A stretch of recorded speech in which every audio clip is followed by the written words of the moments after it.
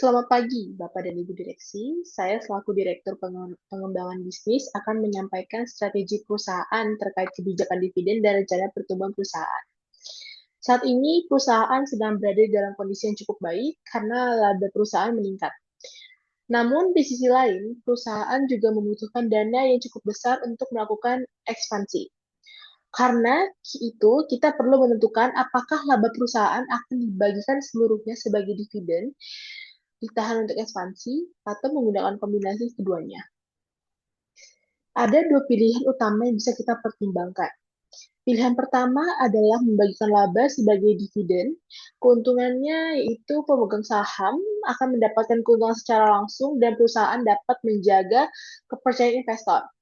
Tetapi kalau terlalu banyak laba dibagikan dan yang tersedia untuk ekspansi menjadi lebih sedikit. Pilihan kedua adalah menahan laba untuk digunakan sebagai dana ekspansi. Dengan cara ini, perusahaan mungkin akan memiliki dana yang lebih besar untuk mengembangkan bisnis tanpa terlalu bergantung pada pendanaan dari luar. Namun, keputusan untuk tidak membagikan dividen juga memiliki risiko. Investor yang sudah terbiasa mendapatkan dividen bisa merasa kecewa. Menurut saya, pilihan yang paling tepat adalah menggunakan kebijakan dividen kombinasi.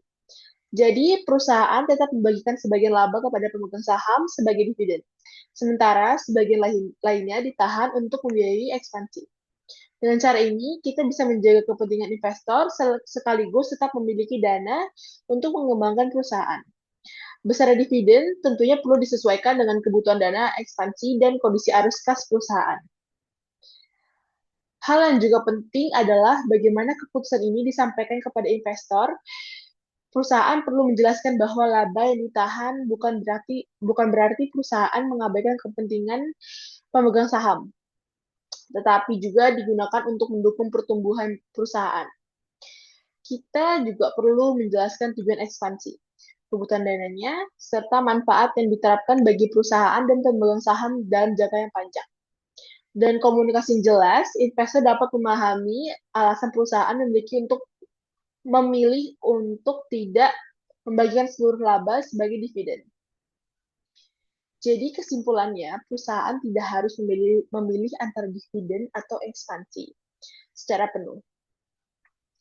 Kebijakan kombinasi dapat menjadi pilihan yang lebih seimbang, yaitu tetap memberikan dividen kepada pemegang saham sekaligus menahan sebagian laba untuk mendukung pertumbuhan perusahaan.